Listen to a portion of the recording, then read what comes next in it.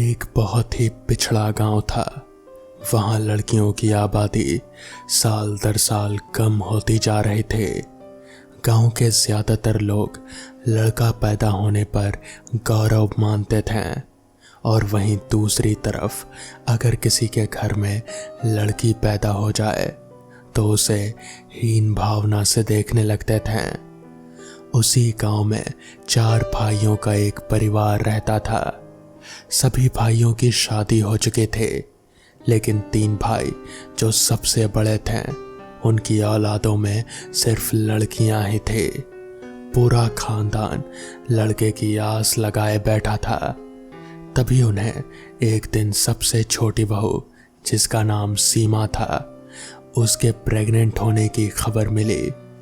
पूरे परिवार में खुशियों की उमंग छा गई।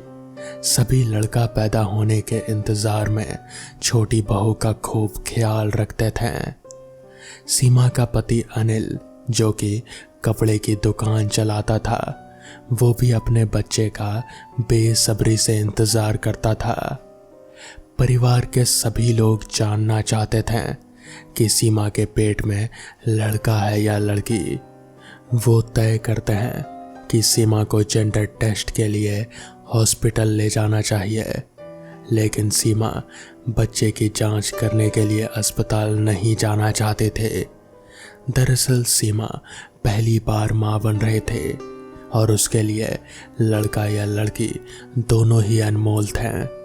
उसे लग रहा था कि अगर उसके पेट में लड़की हुई तो परिवार के सभी लोग उससे नफरत करने लगेंगे और वो किसी को नाराज नहीं करना चाहती। लेकिन अनिल सीमा को अस्पताल ले जाने के लिए मना लेता है। वो उसे विश्वास दिलाता है कि उसे कोई फर्क नहीं पड़ता। अगर उसने लड़के को जन्म दिया या लड़की को, उसे तो बस बाप बनना है। सीमा अनिल के साथ अस्पताल पहुंच जाती है। अस्पताल में अनिल का एक दोस्त कंपाउंडर था। उसे इस वजह से जेंडर टेस्ट का काम जल्दी हो जाता है। टेस्ट की रिपोर्ट में सीमा के पेट में लड़की होने की खबर आती है। परिवार को जैसे ही पता चलता है कि सीमा लड़की को जन्म देने वाली है, परिवार में मातम छा जाता है। पूरा परिवार मिलकर अनिल को समझाता है, ये लड़की हमें नहीं चाहिए। वैसे भी परिवार में इतनी सारी लड़कियां हैं और अब एक और लड़की से परेशानियां ही बढ़ती रहेंगी। अनिल अपने भाइयों की बात में आ जाता है और सीमा को अबॉर्शन करने के लिए मनाने की कोशिश करने लगता है, लेकिन सीमा अनिल को गुस्से से चिड़चिड़ाते हुए कहती है, तुम पागल हो, मैं किसी भी कीमत पर अपनी बच्ची को नहीं मारने वाली। सीमा और अनिल के बीच इस बात को लेकर कई दिनों तक झगड़ा चलता है। एक दिन सीमा अचानक अपने कमरे में बेहोश हो जाती है। अनिल उसे उठाने की कोशिश करता है, लेकिन जब उसे होश नहीं आता तो वो उसे अस्पताल ले जाता है और इलाज के बहाने अपने दोस्त के साथ मिलकर सीमा का अबॉर्शन करवा देता है। और जैसे ही सीमा होश में आती है तो उसकी दुनिया उजड़ चुकी थी। सीमा को पता चल जाता है कि उसकी बच्ची अब इस दुनिया में नहीं रही। सीमा टूट जाती है। उसके परिवार वालों ने ही उसकी मासूम बच्ची छीन ली। सीमा बहुत दुखी थी और उसका गुस्सा बढ़ता ही जा रहा था। अचानक वो अस्पताल के कमरे में चादर से फांसी लगा लेती है और कुछ ही पलों के अंदर सीमा की धड़कनें बंद हो जाती हैं। सीमा के परिवार को जैसे ही पता चलता है कि सीमा ने अस्पताल में आत्महत्या कर ली है, सभी भागते हुए अस्पताल पहुंच जाते हैं। अनिल सीमा के चले जाने से बेहद दुखी होता है। उसे अंदाजा नहीं था कि सीमा बच्ची को खो जाने के गम में इतनी दुखी हो जाएगी कि अपनी जान ही दे देगी। जो होना था वो हो चुका था, लेकिन अब बारी थी भरपाई करने की। सीमा के अंतिम संस्कार के 13 दिन गुजरते ही अस्पताल में सीमा की भूतिया रूह की दस्तक हो जाती है। डिलीवरी वार्ड में भर्ती सभी बच्चे अचानक अपने आप अपने अपने बिस्तर से नीचे गिरने लगते हैं। लोगों को समझ नहीं आता कि एक साथ सभी बच्चे नीचे कैसे गिर गए। हालांकि बच्चों को ज़्यादा चोट नहीं आती, लेकिन यह घटना मरीजों के अंदर भूतिया डर बैठाने के लिए काफ़ी थी। इसके बाद अस्पताल में भूत होने की अफवाह तेजी से फैलने लगती है और लोग इसे भूतिया अस्पताल कहने लगते हैं। अस्पताल में एक औरत बच्चे के जन्म के समय आपातकालीन हालत में एम्बुलेंस से अस्पताल पहुंचती है। औरत की हालत गंभीर थी, इसलिए उसे अस्पताल के कंपाउंडर तुरंत स्ट्रेचर में उठाकर ले जाने लगते हैं, लेकिन उनके हाथ से छूटकर वो हवा में लटक जाती है। उसे ऊपर लटका देख वहां मौजूद सभी लोग डर की वजह से इधर उधर भागने लगते हैं और कुछ ही समय में वो ऊपर से नीचे गिरती है और उसके सिर में चोट लग जाती है, जिसकी वजह से उसकी जान चली जाती है। एक माँ सीमा के गुस्से की भेंट चढ़ चुकी थी। अस्पताल में रहस्यमयी तरीके से मौत अखबारों की सुर्खियां बन जाती है और देखते ही देखते अस्पताल को बंद करने की बात होने लगती है। लेकिन शहर में इससे बड़ा अस्पताल दूसरा कोई नहीं था। इस अस्पताल को शहर की जीवन रेखा कहा जाता था, लेकिन भूतिया अस्पताल अब सिर्फ अफवाहों तक ही सीमित नहीं था। इस बात को वास्तविक आधार मिल चुका था और अब लोगों को पूरा यकीन था कि अस्पताल में कोई ना कोई भूत तो ज़रूर है, क्योंकि कई हादसे लगातार हो रहे थे। अस्पताल प्रबंधन मुद्दे को गंभीरता से लेते हुए अस्पताल में झाड़ फूंक करने के लिए एक बहुत ही जाने माने ओझा को बुलाते हैं। ओझा अस्पताल के कमरे में मंत्रों से सिद्ध किया हुआ नींबू रखकर सीमा की रूह का पता लगा लेता है। देखते ही देखते नींबू का कलर सुर्ख लाल हो जाता है। उस कमरे में मौजूद अस्पताल के कर्मचारी एक दूसरे का मुंह देखने लगते हैं। ओझा अस्पताल के कर्मचारियों से कहता है, इस अस्पताल में एक दुखियारी माँ की आत्मा है जिसके बच्चे को गर्भ में ही मार दिया गया था, इसलिए वो इस अस्पताल में किसी को भी माँ बनने नहीं देना चाहती। अस्पताल प्रबंध को सीमा के गर्भपात के बारे में कोई जानकारी नहीं थी, क्योंकि वो अबॉर्शन अनिल और उसके कंपाउंडर दोस्त ने गुप्त तरीके से किया था। सच्चाई का पता लगाने के लिए ओझा अपनी मंत्र शक्ति से सीमा की रूह को सबके सामने बुला लेता है।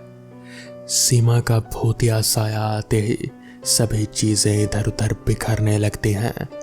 टेबल कुर्सियां पलट जाती हैं और अचानक वो कंपाउंडर जिसने सीमा का अबॉर्शन किया था अजीब हरकतें करने लगता है। उसके स्वर बदल जाते हैं। ओझा तुरंत उसे बालों से पकड़कर वहीं बैठने को कहता है। दरअसल ओझा को पता चल चुका था कि सीमा की आत्मा कंपाउंडर के अंदर आ चुकी है। वो सीमा की रूह से पूछता है, बताओ किसने तुम्हारा गर्भपात किया था, हम उसे कानूनन सजा दिलवाएंगे, लेकिन तुम इन मासूम बच्चों की हत्या मत करो। तभी वो कंपाउंडर जिसके अंदर सीमा की रूह समाये थे जोर जोर से अपना ही नाम लेकर चिल्लाता है, अजय और अनिल दोनों ने मेरी बच्ची की जान छीनी है, लेकिन उसके लिए मेरे ससुराल का पूरा परिवार भी जिम्मेदार है।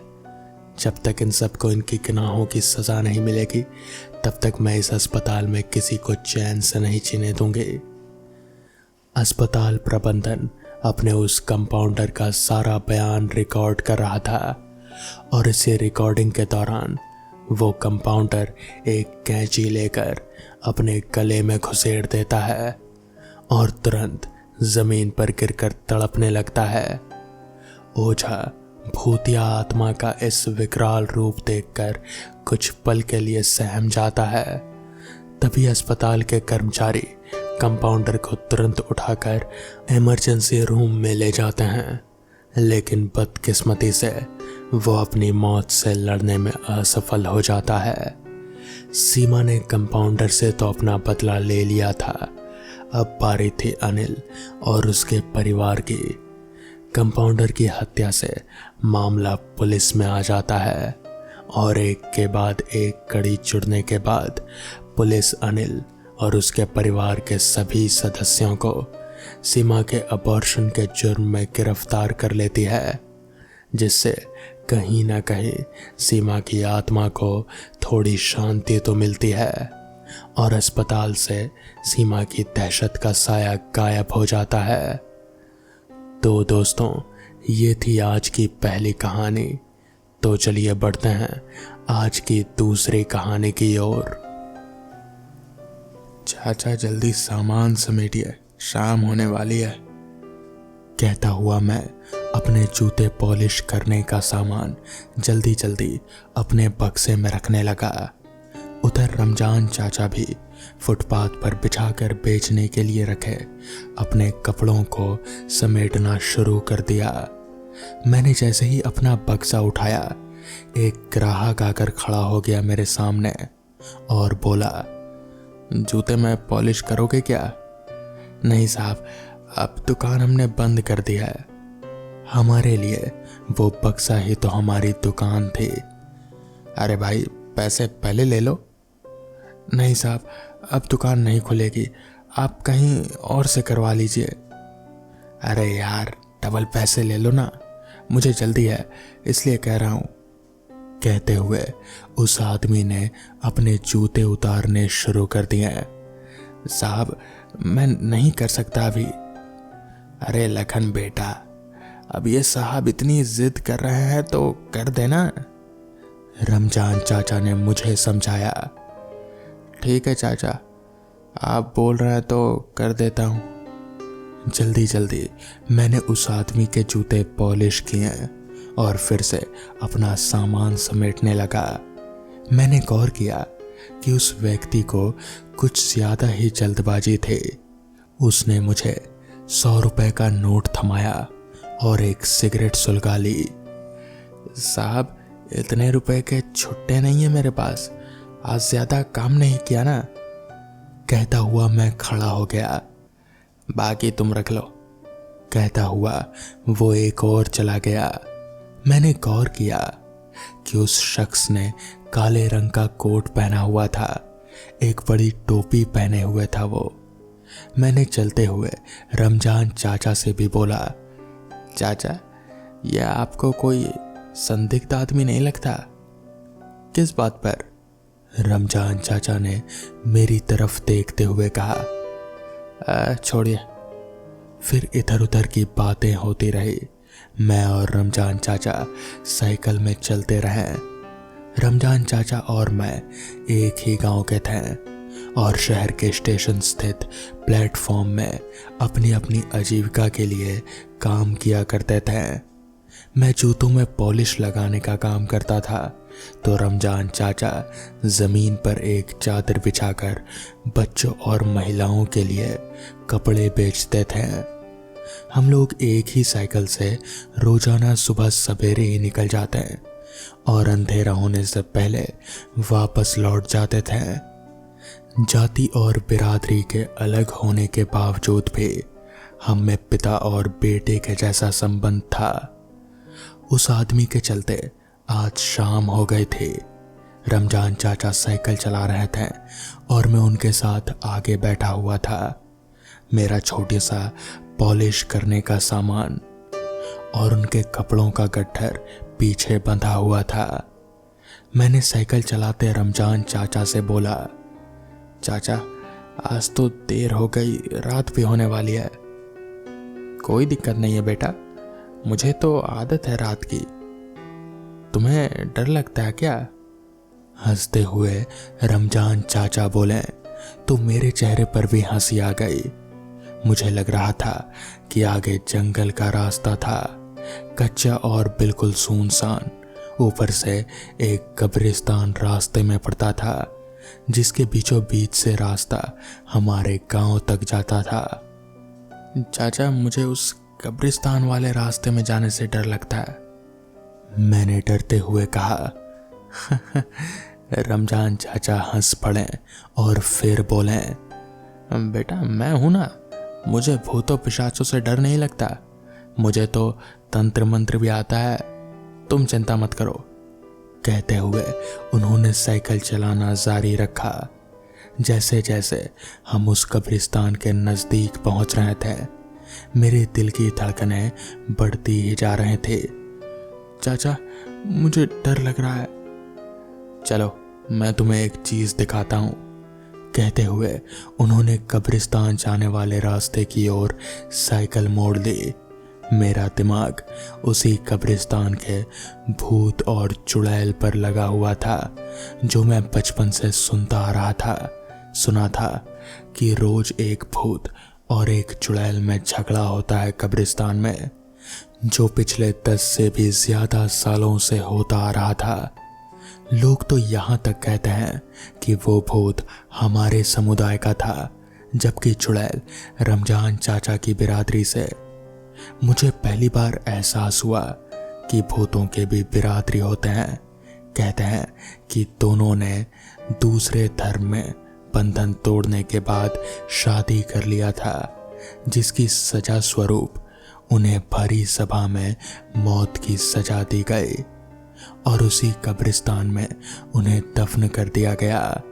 तब से ये दोनों एक दूसरे से मिलने को तड़पते थे और रात होते ही कब्र से बाहर निकलने को चिल्लाने लगते थे। इसे ही लोग लड़ना समझते थे। चाचा, आपने उस भूत और चुड़ैल की कहानी तो सुनी ही होगी, मैंने डरते हुए पूछा। हाँ सुना तो है, पर तुम्हें कितनी सच लगती हैं ये बातें? उन्होंने मुझसे ही सवाल किया। मुझे तो सच्ची ही लगती है। हो सकता है कि किसी बात पर मतभेद हो और वो दोनों लड़ते हों इसी बात को लेकर, रात में शायद बाहर भी निकलते हों। वो फिर से एक बार मेरी बातों पर हंस पड़े। वही तो आज दिखाना चाहता हूँ कि कब्रिस्तान में रात को कौन लड़ता है और किसके रोने की आवाजें आती है। धीरे धीरे हम कब्रिस्तान के नजदीक आ रहे थे, तभी साइकिल का पहिया एक पत्थर पर पड़ा और हमारा संतुलन बिगड़ गया। मैंने साइकिल की हैंडल जोर से पकड़ ली, जिस वजह से साइकिल एक ही दिशा में तेजी से भागने लगी। मैं जोर जोर से चिल्लाने लगा। मुझे चिल्लाता देख रमजान चाचा का संतुलन बिगड़ा और हम लोग अंधेरे में एक और गिर पड़े। मैंने कसकर रमजान चाचा का हाथ पकड़ रखा था। अंधेरे में हमें कुछ भी सूझ नहीं रहा था। लुढ़कते लुढ़कते हम लोग एक बड़े से पत्थर से जा टकरा कर रुक गए। मैंने टटोला तो वो एक बड़ा सा पत्थर था। रमजान चाचा ने अपनी जेब से माचिस निकाली और जलाने की कोशिश की। काफी देर की मेहनत के बाद एक तीली जली तो मेरी चीख निकल गई। हम कब्रिस्तान के बीच में थे और वो पत्थर किसी कब्र की थी। मैंने रोते हुए कहा, चाचा, हम कब्रिस्तान में भूत हमें मार डालेंगे। चुप रहो तुम, मैं तुम्हें दिखाता हूं कि कब्रिस्तान का क्या रहस्य है, क्या है जो आज तक लोगों को डराती आई है। मेरे साथ आओ। कहते हुए उन्होंने एक तरफ बढ़ना शुरू किया। मैं उनके कुर्ते को पीछे से पकड़ रखा था। उनके पीछे पीछे डरता डरता चला जा रहा था। तभी एक ठोकर लगी और हम दोनों ही किसी कटीले तार में उलझ गए। हमारे शरीर के कई जगह से खून बहने लगा, मगर हमें अपनी जान बचाने के साथ साथ आज उस कब्रिस्तान के रहस्य का भी पता लगाना था, जो सदियों से एक रहस्य बना हुआ था। हम धीरे धीरे कब्रिस्तान के एक कोने की ओर बढ़ रहे थे। अचानक ही चाचा ने माचिस जलाई तो मैं चीख उठा। सामने कोई खड़ा था, लाल लाल आंखें, काले कपड़े पहने हुआ था, फटा हुआ कंबल ओढ़ रखा था उसने। जोर से चिल्लाया वो। मेरे दिमाग को एक झटका सा लगा। उसकी आवाज ठीक उसी तरह मिल रहे थे जैसे आज तक मैं रात को कब्रिस्तान से निकलती आवाजें सुना करता था। उसने कंबल में कुछ चीजें इकट्ठा कर रखी थी कि जरा सी रोशनी में वो चमकने लगते थे। इसे ही लोग रात में कब्रिस्तान में जलता और बुझता हुआ चिराग कहते आए थे। वो हमें कोई बहरूपिया लगा जो किसी खास मकसद से रात में उस कब्रिस्तान में आता था। कौन हो तुम? यहाँ क्या कर रहे हो? मैंने डरते डरते पूछा। जवाब में उसने अपना चेहरा मेरी ओर घुमाया और मुंह खोलकर जोर से हंसा। उसके सड़ चुके दांतों से एक भयानक दुर्गंध निकली जो मेरे दिमाग में घुसती हुई प्रतीत हुई। आंखें एकदम से लाल, चेहरा धंसा हुआ, आंखों के किनारों पर काजल चिपौता हुआ। बहुत ही डरावना चेहरा था उस आदमी का। क्यों रामलाल काका? उसके सामने आते हुए रमजान चाचा ने कुटिल मुस्कान उकेरी। वो आदमी कुछ पलों के लिए ठिठक गया। उसने जोर जोर से अपनी आवाजें निकालनी शुरू कर दी। मुझे बहुत डर लग रहा था। मैंने रमजान चाचा को जल्दी यहाँ से निकलने को कहा। अभी रुको बेटा, तुम पूछोगे नहीं ये कौन है? हाँ पूछना तो चाहता हूँ पर डर लग रहा है। अभी यहाँ से निकलना ही सही होगा। मैं बताता हूँ ये कौन है। तुम जिसे भूत और चुड़ैल समझते हो और उनकी बातें कर रहे थे, ये उनका बाप है। क्या? मेरी आंखें आश्चर्य से फैल गई। ये पागल बूढ़ा आदमी कोई और नहीं बल्कि राजन का पिता और रेहाना का ससुर है, और आज भी मानता है कि उनका बेटा और बहू जिंदा इस कब्र में दफन है। रोज शाम को ही ये यहाँ आ जाता है। मुझे सब पता है पर बताया आज तक किसी को भी नहीं। कुछ भी हो, मुझे वहां से निकलना था। हम लोग धीरे धीरे कब्रिस्तान से बाहर निकलने का रास्ता खोजने लगे। अंधेरे में कुछ दिख नहीं रहा था। रमजान चाचा ने माचिस निकाली और जलाकर दिशा भांपने की कोशिश की। मुझे बचा लीजिए चाचा जी। कि तभी किसी औरत की आवाज गूंजने लगी। सामने अपनी छत विछत चेहरा लिए रेहाना हाथ जोड़े खड़ी थी। चेहरे के नाम पर एक आंख बाहर निकलकर लटकी हुई, टूटी और मुड़ी हुई ठुड्डी, आधे टूटे हुए और बाहर निकले दांत, कुल मिलाकर डरावना और भयानक चेहरा था रेहाना का। इतना डरावना चेहरा देख मेरी चीख निकल गई। मैं अंधेरे में ही भागने लगा। मुझे रोकते हुए रमजान चाचा भी मेरे पीछे आने लगे। रुक जाओ, एक कड़क आवाज ने मुझे पीछे देखने को मजबूर कर दिया। सामने कोई और ही खड़ा था रेहाना के अलावा। वो कोई और नहीं बल्कि राजन था, जिसे रेहाना के बगल में ही दफन कर दिया गया था। सर और धड़ अलग थे, पूरा शरीर खून से तरबतर था।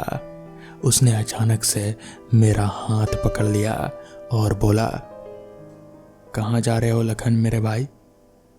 मैंने पूरी ताकत से अपना हाथ छुड़ाने की कोशिश की पर मुमकिन नहीं था। मुझे अपने करीब खींचते हुए वो काला शख्स बोला, मेरे साथ नहीं रुकोगे लखन? कहते कहते उस शख्स का सिर भयानक हंसी में डोलने लगा।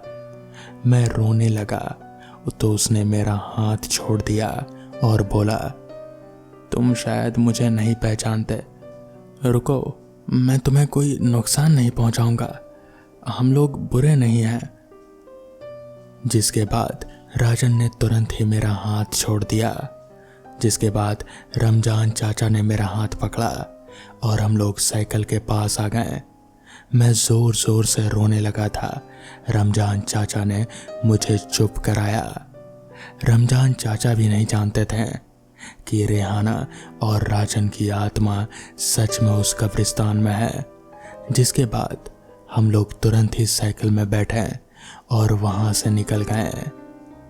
मैंने ये बात किसी को भी नहीं बताई। रमजान चाचा ने किसी को भी ये कहने से मना कर दिया था।